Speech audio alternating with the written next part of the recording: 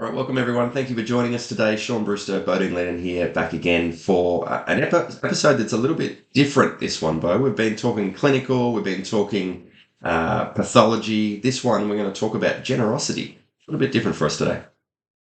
Yeah, so just talking about how we can give more and be more generous in clinical practice, but not necessarily as far as, things that have a financial implication to it, just about things that we can give more for our patients.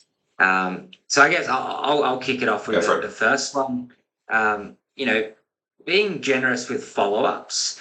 So I think really going that little bit extra, taking that extra step, giving more to our patients as far as following them up with phone calls, text messages, emails, really supporting them on their journey, seeing if they need anything additional from us at no cost. But our relationship with the patient is often a coaching one. We're sort of coaching them through their journey. Um, and it could even be things like providing them with additional resources that may reinforce or give a different perspective on pain or their injury, all of that sort of stuff. So, even you could ask them, are you interested in learning a little bit more about what's going on as far as pain? You could link them to YouTube videos. It could be to research papers if they like to read research. It does depend on the person.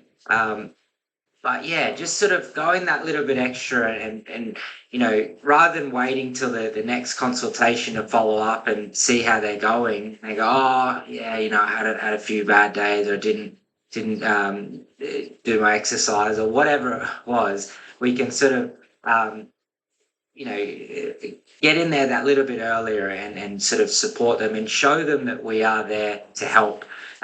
Not only when you're in clinic and paying for their time, it's just that little bit extra step that we can take. Definitely. And look, this is a principle we often talk about here at ACE, right? Generosity and giving up front without expectation. And what you're talking about there is so important. And I think a lot of clinicians might get this wrong. It's very easy to get this wrong. Like, okay, I'm going to follow up afterwards. I'm going to phone them 3 days later, check in how you're going. And then maybe they'll book in again. Or I'll send them a text message to check in on them and give them some extra. And then they might book another appointment. That's not the goal here. The goal is literally just the act of generosity. And that in itself makes you stand out differently from the crowd because I think it's definitely the experience of most of us when we go to see a health practitioner. There's an expectation of what that encounter will be like. And so you walk in and you think, right, I'm going to be one of X number of patients for this practitioner today. I'm going to be in the waiting room. I'm going to go in. They'll be busy. They want to get to the point. I'm probably going to have to tell them my story quite quickly so that they'll listen to it. They'll do their thing. They'll give me some advice and then I'll go and pay and I'll leave. And the next person will come in. But if you walk into a health practitioner and the experience is not that, and you get a different experience, you get this experience of someone being generous with their time, generous with their attention, generous all these different things, and then the follow-up is also generous, that puts that health practitioner on a whole different playing field. They are different than the crowd. That they've broken that expectation for the patient. I think that's a really, really important thing to focus on. Yeah, definitely. A patient may have that perspective that, Sean's so busy. He's seeing 40 patients a week. He doesn't have time to follow me up or to answer my questions. So there might be a little bit of resistance there from them. But if you as the practitioner take that step and make that connection and contact with them, and I'm not talking about an automated follow-up. I'm talking about a genuine follow-up. Hey, I'm just checking up to see how you're going. Is there anything else that you need from me? I think that really sends a message. 100%, yeah. No, and it's so true. And look, we obviously employ these principles with ACE, and anyone that's been to one of our courses will know they'll get personal emails from us before they attend and follow-up emails afterwards. And that's not a marketing ploy. It's something we believe to be true and valuable for everybody, regardless of your business. So if we're doing it here, we'd absolutely encourage you to do it in clinical practice. And I've done it for myself, and Bo, you've done it, and it works so well as not as a business strategy, but as a human strategy. Just building connection with humans. Like, we're here to help people, right? So it just makes sense to do it. Yeah, and it's one of those things that people go, well, I am so busy. How am I going to fit that time in? that's one of those things, is being generous to yourself and making that time. So it's not that you are trying to rush it and force it in between patients, or at the end of the day, it's having just an allocated time slot where you go through your patient lists, and you're following them up and checking up on them regularly, rather than doing it at really extended periods of time. 100%. Yeah, shorter intervals. Yeah, for sure. Okay, I mentioned before what the expectation of the experience will be like for the patient. For most of us, I think that we sort of experience a similar kind of process we go through when we see a health practitioner. And I think one characteristic that will often, again, set you apart from the crowd is having generosity in your attention and generosity in your curiosity for your patient. So when they sit down in front of you and they go, here's my story, here's my issue that I'd like you to help me with, actually slowing right down and giving them an opportunity to not just tell their story, but diving deeper. And I know these are principles we always talk about with the subjective history process, like ask open-ended questions. That's not what I'm talking about. What I'm talking about is having a genuine interest in the person and being genuinely curious. That's a level of generosity, I think. And if you sit down with someone we all know somebody who asks lots of questions about us, and they want to talk about us rather than them, and they have a real interest in us, and they want to ask us lots of questions. And you sit down with that person, you walk away going, I really like that person. Like the reality is people like people who like them. And so if you sit down with your health practitioner and they are genuinely interested and curious about you, you'll feel that as the patient. And that's a hugely valuable thing. And of course, yes, you'll take that information, form an assessment strategy and a differential diagnosis, and you'll go and do all these clinical things with it. But in that first block of time at the start of a consultation, especially in the first consultation, I think it's super important to just be generous with your attention to the patient and the curiosity, regardless of what happens in that session as far as, oh, this is taking a bit longer than I expected it to. I'm probably going to have less time for the treatment or the follow-up. That building rapport in the first session with the patient is so important for the therapeutic benefit and outcome of the session. And so if you get that wrong, it doesn't set up those other clinical procedures as well. Yeah, I love this one. Really spending that time listening. And I know that's something we always think, oh, yeah, I do that well. But rather than always asking questions and, always trying to get information from the patient, spend that time and just, like you said, slow it down and allow them to tell that story, allow them to explain. And then you might just invite them to ask a few more, to say a few more things. Like, tell me a little bit more about that, or, explain that in a little bit more detail. Tell me what that's like. All of that sort of stuff can invite that conversation to give us a whole lot more information. But again, allowing them to tell the story can have a huge therapeutic effect. So I think being generous within the session, as far as listening, being generous with the amount of time that we spend educating them as well. Rather than just thinking, all right, well, we've only got 40 minutes left, or we've only got 30 minutes left. I've got to get to the thing that I need to do. Sometimes the thing that we need to do is just listen. Yeah. Listen and, educate them and all of that sort of stuff. It's not always about the what you do physically to the person. Definitely, yeah. I think that's so true. And I like the way that you phrase that. Tell me more, because you know that as soon as somebody asks you that question, you're kind of freed from any burden of, oh, I'm running out of time. Like, I've told you, here's the shoulder pain that I'm experiencing. It hurts when I do this. And the therapist says, tell me more about that. And you're like, oh, okay, well, what else do I know? And then often other very important bits of information will be elucidated from that. And you'll actually get a much broader picture as a clinician, like, there's a bit of information I didn't get at the start. There's a really cool principle that was developed by a Japanese businessman. I think he was the founder of Toyota, called the 5 Whys. And I've written about this before, and I think this is so useful for everything, right? And it's a little bit like this idea of tell me more. Somebody comes to you with a problem or a question or a suggestion, and you say to them, okay, well, why? Why would that be? And then they have to dig a little bit deeper into their reasoning for that one. And when they give you their reason, ask them again, oh, that's interesting. So why would that be the case? And then they have to really think about, okay, well, why is that the reason? And then they dive into the why for that. And if you can get through 5 whys, you will absolutely get to the core of any topic, any situation, any question, any suggestion. If you can't get to that 5th why, then the thing hasn't been thought through appropriately. The idea hasn't been fully pulled apart. And I think it's the same kind of idea. Tell me more. Tell me more. Why is that the case? And it will absolutely free the patient from any kind of constraints that they may have had.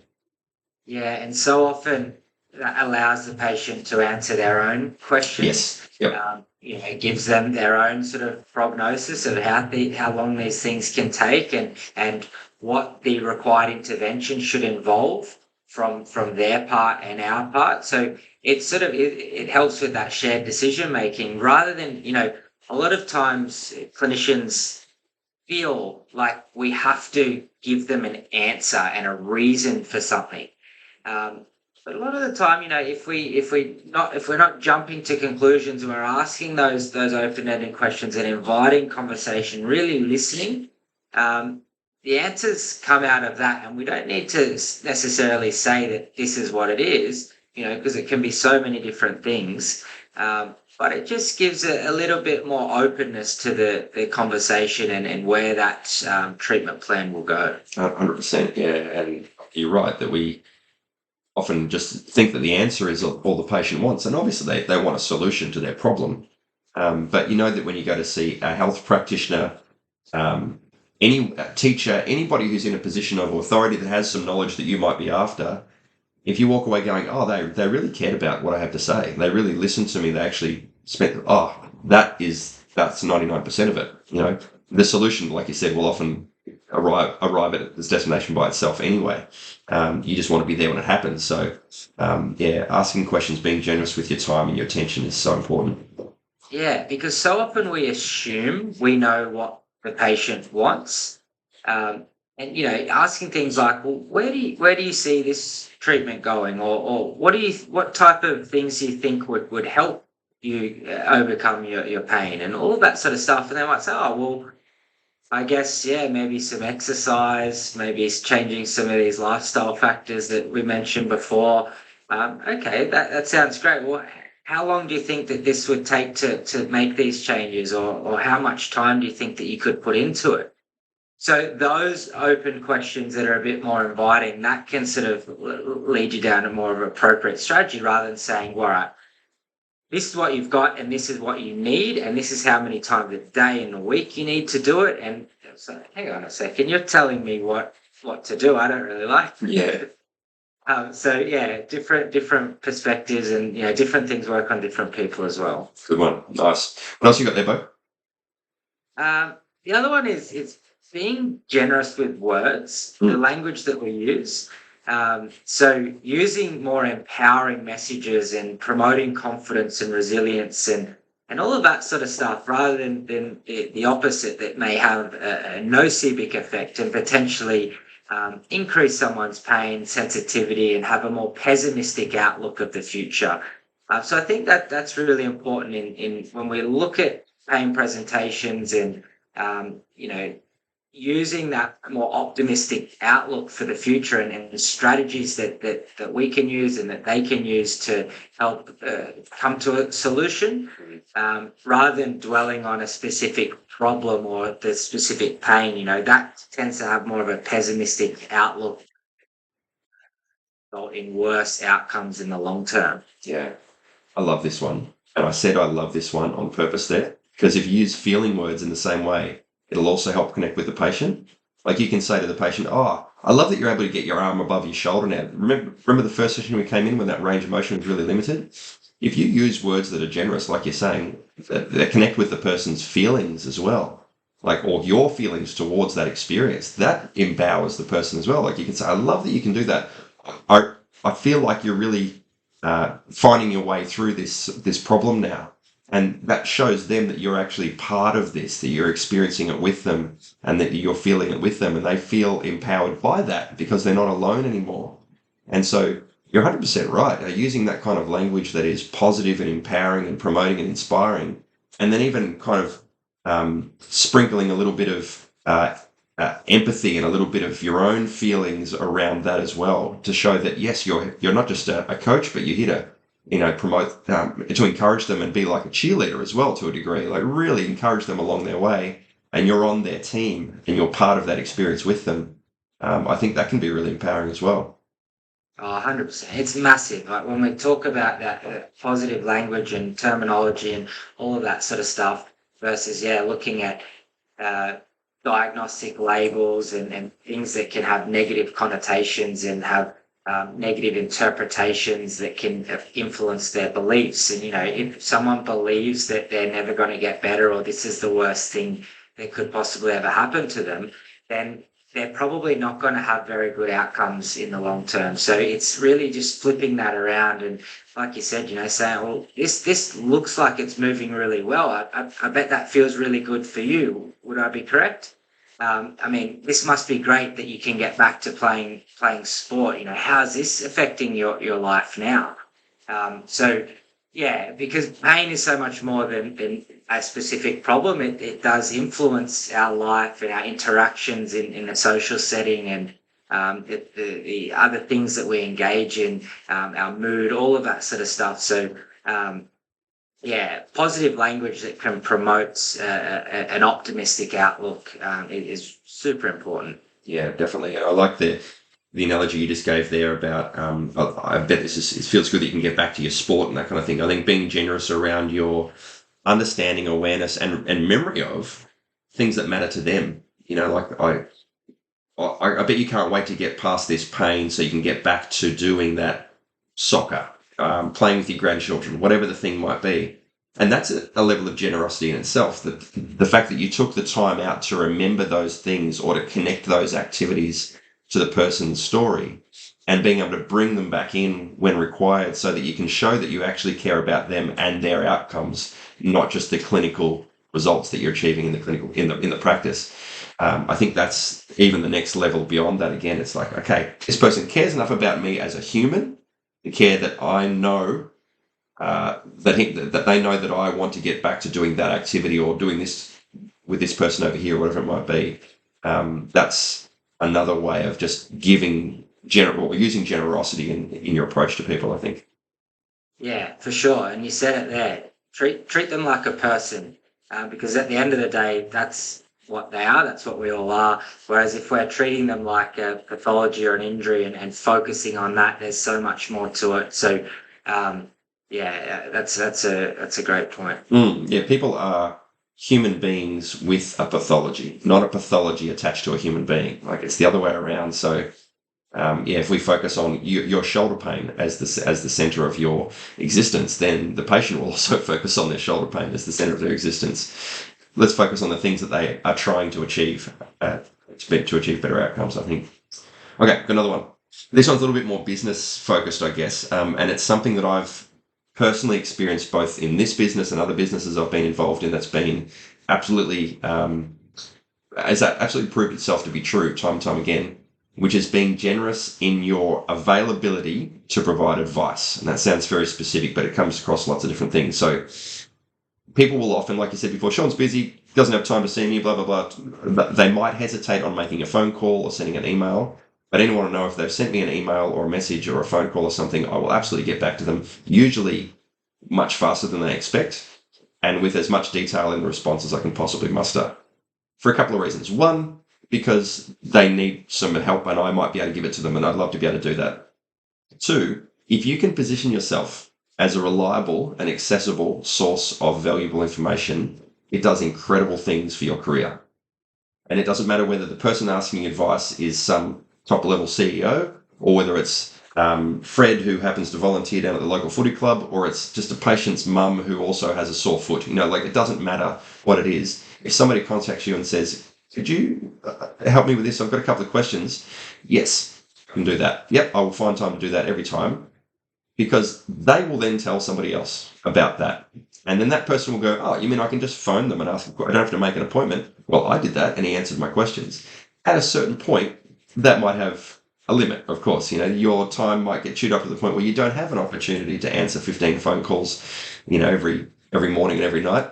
and it probably won't get to that point, but if you can be a reliable source of valuable information to people, you become the chosen source of reliable information for people, and you will get referrals, and you'll get people going, he knows his stuff, she knows her stuff, and they'll come to you for that. And that has worked for me time and time and time again. In fact, it's kind of how ACE was built. I knew some things, I shared it. Some people asked more questions, I shared it. Now more people come and ask more questions, and we all share it. And that's sort of how it all started.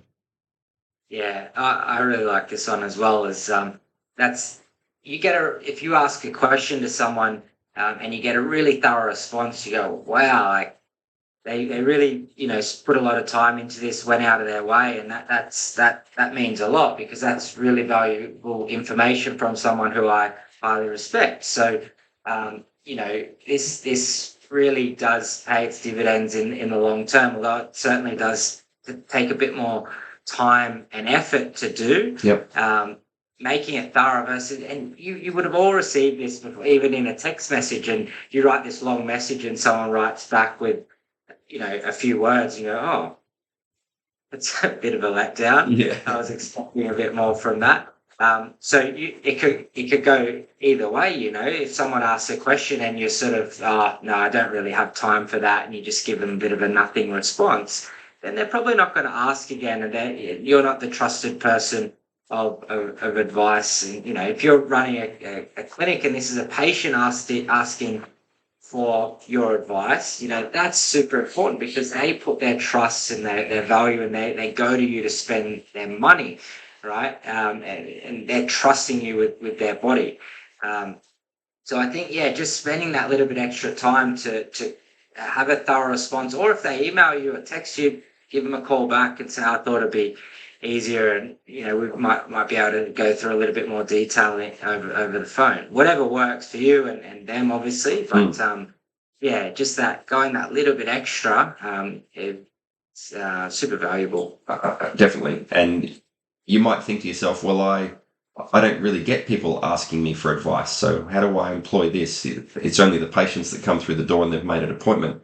How can I go bigger than that? Well, seek out groups of people that would benefit from your information, your knowledge. And I did this early days when I got into running coaching.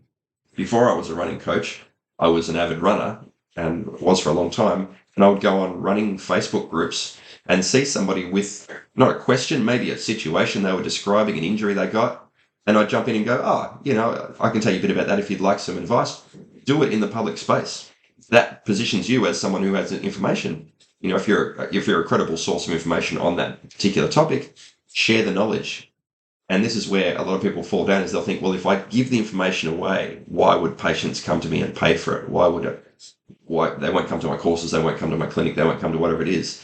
It's 100% the opposite of that. Like, it's the more you show people that you know, the more people recognize you as someone who knows things, and then they will go to you for more things. And we see this in the education space. People are very guarded of their information. We're the opposite. Like, we just share it, put out free videos and stuff all the time, podcasts like this. Because if people go, oh, these guys know what they're talking about, who will they go to when they have a question?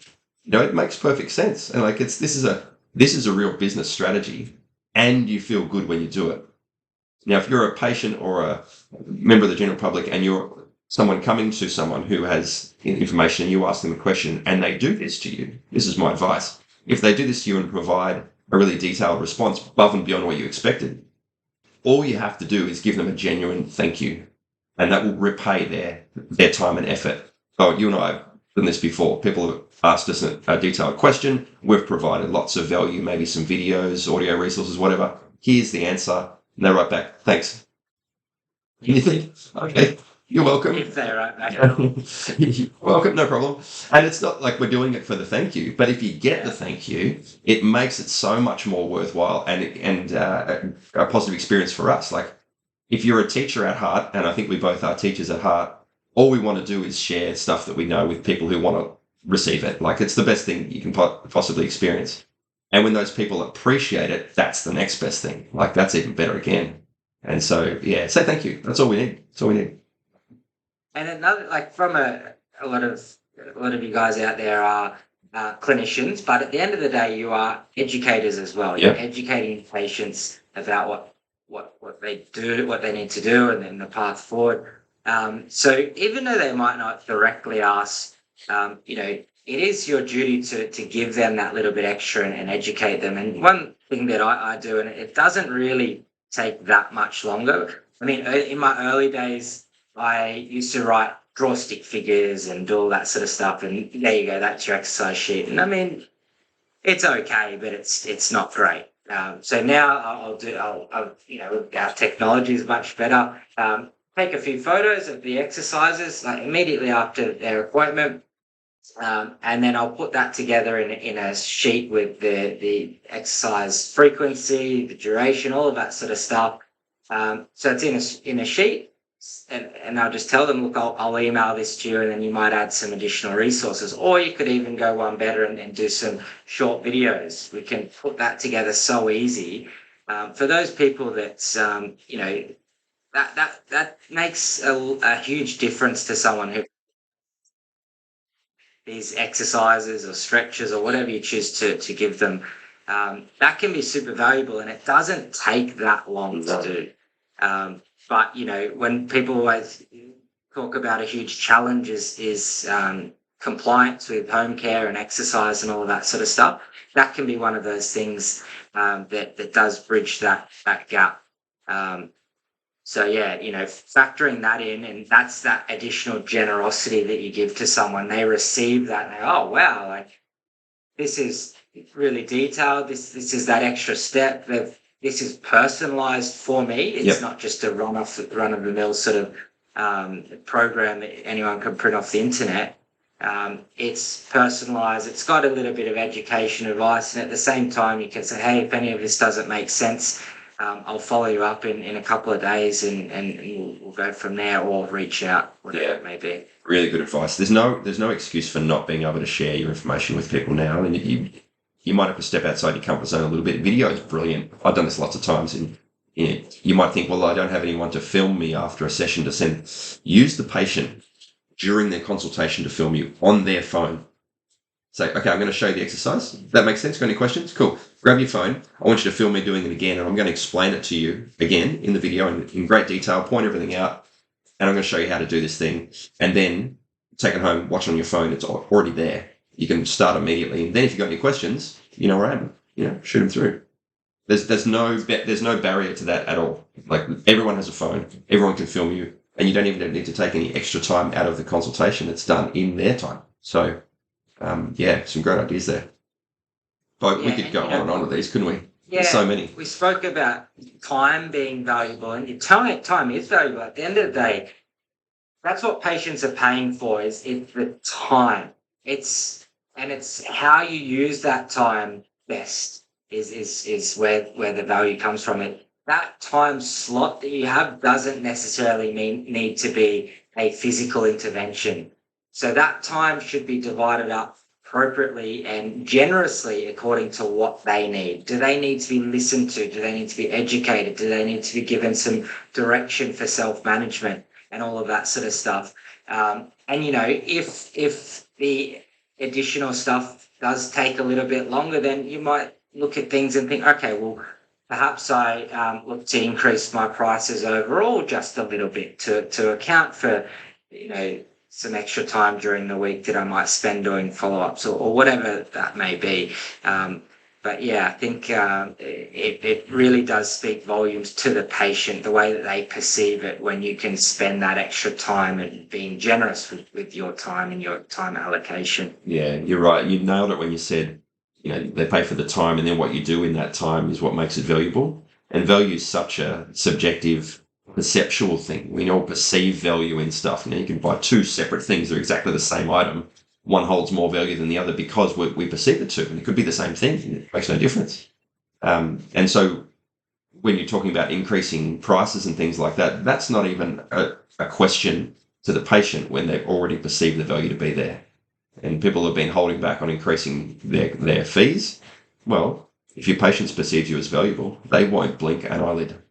And the ones that do, well, then they'll find somebody else anyway, and that's okay, and you'll replace them. But I think the message that we're trying to get across today is be as generous as you possibly can, and then probably go a little bit more, because you can probably do more than you think you can in most areas. and still get away with it without it taxing you too much. And then if you see opportunities to increase your value even more, but don't have the facilities, the time, or the availability, or the ability to do that, well, then that's where you be generous with yourself. Increase your fees, increase your time allowance, increase your resources, increase your knowledge. Be generous to yourself so that you can then give more as well. I think that's really important too.